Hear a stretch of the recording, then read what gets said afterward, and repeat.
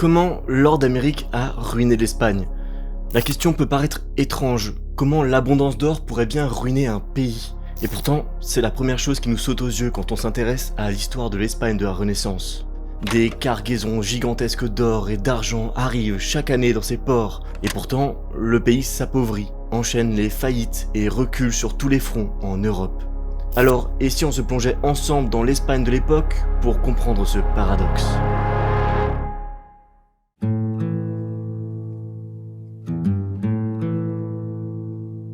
Ok, alors imaginez le port de Séville au XVIe siècle. 2 fois par an, la flotte des Indes y décharge des tonnes de lingots d'or et d'argent, à certaines périodes jusqu'à 270 000 kilos d'argent et 40 000 kilos d'or par an. En Europe, tout le monde croit que l'Espagne est devenue le pays le plus riche du monde, qu'elle est assise sur une mine inépuisable de minerais précieux. Et pourtant, en coulisses, les choses sont bien différentes. Cet argent n'irrigue jamais l'économie espagnole, il ne fait que la traverser. Mais avant tout, il faut regarder où va cet or. En fait, on ne l'utilise pas pour développer le pays, mais comme carburant pour une guerre qui ne s'arrête jamais. Charles Quint puis Philippe II sont engagés sur tous les fronts à la fois, en Italie, en France, en Allemagne, contre les Ottomans et surtout aux Pays-Bas. Faire la guerre à cette échelle coûte une fortune colossale. À la fin du siècle, le seul entretien de l'armée des Flandres, celle engagée aux Pays-Bas, exige plus de 3,5 millions de ducats par an.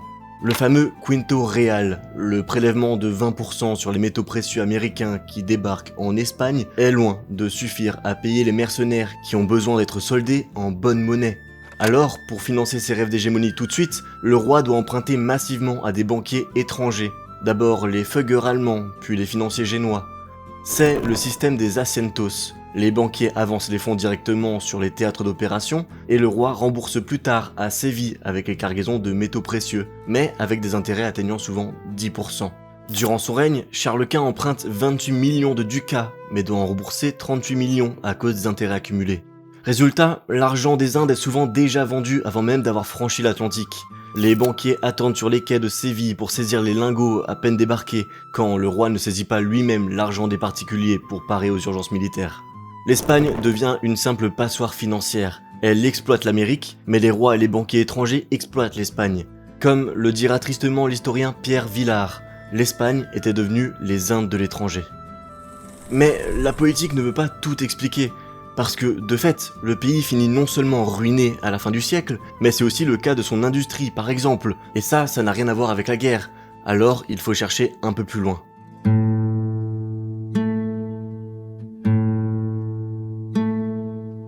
Si l'argent ne faisait que traverser l'Espagne, comme on l'a vu, il a quand même provoqué un second problème, plus silencieux mais tout aussi grave. En fait, au XVIe siècle, l'industrie semble se porter à merveille. On travaillait la laine dans toutes les villes moyennes de Castille, Ségovie à leur tête, alors que les grandes villes comme Tolède et Cordoue se démarquent avec la soie. La production augmente tout du long. En 1580, elle atteint un niveau comparable à celui des grands centres italiens de l'époque. Et on peut dire la même chose du commerce. La flotte marchande espagnole est la deuxième du continent, derrière la flotte hollandaise. Mais la situation commence à sombrer justement à partir de ces années 1580. L'afflux massif de métaux précieux entraîne une inflation galopante. L'Espagne devient alors le pays le plus cher d'Europe. Puisque l'argent abonde, la valeur de la monnaie baisse et les prix s'envolent, suivis par les salaires des ouvriers espagnols qui restent bien plus élevés que chez leurs voisins. Contrairement aux industries hollandaises, anglaises ou françaises par exemple, l'industrie espagnole a beaucoup de mal à tirer des profits de ses activités, à cause des salaires très élevés. Les biens produits dans les villes castillanes et andalouses commencent à souffrir de la compétition avec les marchandises étrangères. Les exportations de laine ne font que diminuer après 1560. L'industrie textile, elle, s'effondre tout du long du XVIIe siècle, à tel point que Medina del Campo, longtemps capitale financière de la péninsule, redevient un bourg rural. Bref, pour les bourgeois de l'époque, le calcul est vite fait. Produire en Castille coûte désormais une fortune. Très vite, les célèbres ateliers de draps de Ségovie, les soieries de Tolède ou les tanneries de Cordoue ne peuvent plus lutter contre la concurrence. Ségovie perd plus de la moitié de sa population en moins d'un siècle, passant de 22 000 à seulement 9 000 habitants. Burgos, jadis plaque tournante du commerce, n'est plus qu'une bourgade de second ordre. Partout en Castille, les ateliers ferment, les savoir-faire se perdent et la bourgeoisie se rabat sur les activités administratives, les dernières à offrir un bon salaire. De même dans les campagnes, la production chute. Entre 1590 et 1700, les récoltes de blé diminuent de moitié à Tolède, les exploitations sont abandonnées, les terres sont laissées en friche et les villages désertés. La culture n'est plus rentable, les paysans renoncent à travailler la terre, soit parce qu'ils ne peuvent plus utiliser les biens communaux, qui ont été privatisés par l'oligarchie, soit parce qu'ils ne peuvent plus rembourser leurs dettes et se font saisir leurs exploitations. Cela dit, il reste un espoir à l'Espagne. L'Amérique, comme toujours. Pas forcément pour les taxes qu'on gagne sur les cargaisons, mais plutôt comme débouchés. Quand on produit des marchandises, il faut les écouler.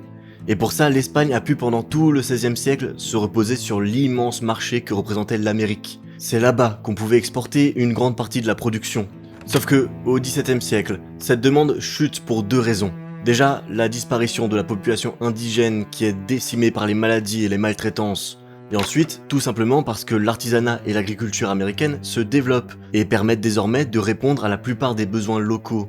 L'Amérique vit de plus en plus sur ses propres ressources et en demande de moins en moins à l'Espagne, qui du coup reçoit de moins en moins d'argent chaque année. C'est sûrement là la principale raison du marasme économique espagnol au XVIIe siècle. On n'arrive plus à exporter en Europe parce que les marchandises sont devenues trop chères, et on n'arrive plus à exporter en Amérique parce que les Américains consomment leur propre production. Mais on ne peut pas tout expliquer comme ça non plus. D'autres pays comme les Provinces-Unies feront plus tard face aux mêmes problèmes, sans pour autant s'appauvrir comme l'Espagne. Il faut dire que Lord Amérique n'a pas eu que des effets purement économiques, il a aussi empoisonné directement les esprits du pays. En 1600 déjà, le penseur González de Ceorigo écrit que l'argent des Indes est un fléau pire que la peste, alors qu'il se lamente que l'élite du pays ne travaille plus. On parle parfois de trahison de la bourgeoisie.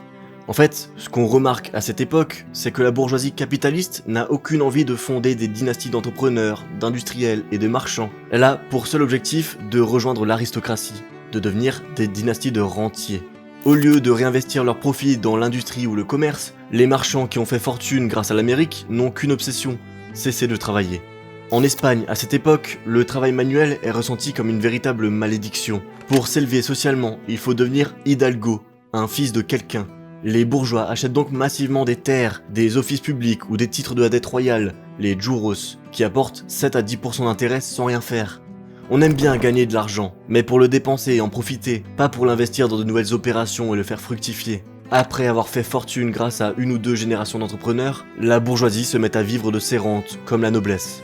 Cette allergie au travail est alimentée par une obsession proprement espagnole, la pureté de sang. Les commerces et l'artisanat sont suspectés d'être des activités impures, historiquement liées aux juifs et aux morts. Pour prouver qu'on est un vieux chrétien irréprochable, il devient presque naturel de vivre noblement dans l'oisiveté. C'est cette même idéologie qui pousse l'Espagne à expulser ses morisques en 1609, une décision abominable sur le plan économique, tout comme le sera la révocation de l'édit de Nantes pour la France. Le résultat, c'est l'apparition d'une société de parasites. L'argent gratuit venu d'Amérique soutient pendant un temps ce mode de vie. Ceux qu'ils peuvent, nobles, ecclésiastiques, bourgeois et paysans enrichis, ont pris goût à la spéculation. Ils prêtent à l'État et aux particuliers. Les hommes de l'époque sont enclins à contracter des prêts pour à peu près tout et n'importe quoi. Moderniser son exploitation, acheter une charge publique ou marier sa fille. Les taux d'intérêt qui atteignent souvent 10% permettent aux rentiers de maintenir leur niveau de vie. Mais alors que les ateliers ferment, que les champs sont laissés en friche, que la population diminue et que l'or d'Amérique se tarit, les gens commencent à faire faillite. Et les taux d'intérêt qui chutent à 5 voire 4% ne permettent plus de vivre comme auparavant. Et pourtant, la bourgeoisie n'envisage pas de se mettre au travail.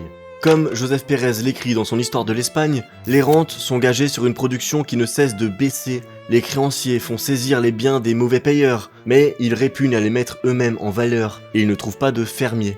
Le nombre des actifs diminue. Ainsi, se forme un bloc parasitaire qui prend de plus en plus d'importance dans la société castillane. On y trouve une partie de la noblesse terrienne, des bourgeois de la seconde génération qui ont renoncé à la marchandise pour investir dans la terre et vivre de leur rente, et un secteur tertiaire, domestiques des grandes maisons, soldats, ecclésiastiques, membres des professions libérales, etc., dans lequel Ceorigo, au début du XVIIe siècle, voit la cause principale de la décadence. Bien sûr, tout le mécanisme qu'on a décrit a un impact sur une Espagne qui se noie dans ses dettes et qui enchaîne les banqueroutes. En 1599, le gouvernement de Philippe III commence à frapper massivement la monnaie de billion, composée non plus d'argent, mais de cuivre. La monarchie a systématiquement recours à l'inflation pour remplir ses caisses. Elle frappe de plus en plus de ces monnaies sans valeur, qui finit par représenter 92% de toute la monnaie en circulation dans le pays en 1640. et jusqu'à 95% en 1660. Une double circulation monétaire s'installe. L'or et l'argent servent exclusivement au commerce extérieur et au paiement des mercenaires, tandis que les Espagnols sont condamnés à utiliser une monnaie de cuivre dépréciée pour leurs achats quotidiens. Les prix s'envolent, l'inflation ruine les épargnants et le coût de la vie devient insupportable. On a besoin de bourses entières pour faire quoi que ce soit. Ça me rappelle un peu ce qui se passait dans l'Empire romain tardif, à partir du règne de Constantin environ, quand on a commencé à y frapper une nouvelle monnaie d'or qui servait exclusivement à payer les mercenaires barbares et les administrateurs de l'Empire, alors que le reste de la population était réduite à utiliser une monnaie intérieure largement dépréciée. J'ai parlé de tout ça dans le premier épisode de ma série sur l'histoire de France, que vous pouvez retrouver sur Ulule et Tipeee si ça vous intéresse. Il faudra attendre le règne du dernier Habsbourg, Charles II, pour qu'en 1680, le billon soit retiré de la circulation et qu'on mette un terme à l'inflation. Mais le mal est fait, tout ça a déjà eu le temps de ruiner des milliers de Castillans. Sans pouvoir donner une réponse claire et définitive, comme souvent en histoire économique, voilà quelques pistes pour essayer de comprendre pourquoi, malgré son immense empire colonial, l'Espagne n'a pas donné naissance au capitalisme comme l'Angleterre et les Pays-Bas, et n'a pas non plus connu le même succès économique, industriel, commercial et politique que la France de l'Ancien Régime ou l'Allemagne de l'époque. En tout cas, merci de m'avoir écouté jusqu'au bout. Cette vidéo, je l'ai réalisée tout seul et sans sponsor, donc si vous voulez me donner un petit coup de pouce, n'hésitez pas à vous abonner, à laisser un j'aime, ou pour les plus curieux d'entre vous, à aller voir du côté des pages Ulule et Tipeee de la chaîne pour voir ma série sur l'histoire de France. Je viens de publier le 2e épisode sur les Carolingiens. Et si le côté politique vous intéresse autant, j'ai sorti un épisode sur le siècle d'or espagnol, que je vous affiche à l'écran, de quoi explorer en profondeur les règnes de Charles Quint et Philippe II. Et sinon, on se retrouve bientôt pour un nouvel épisode d'histoire.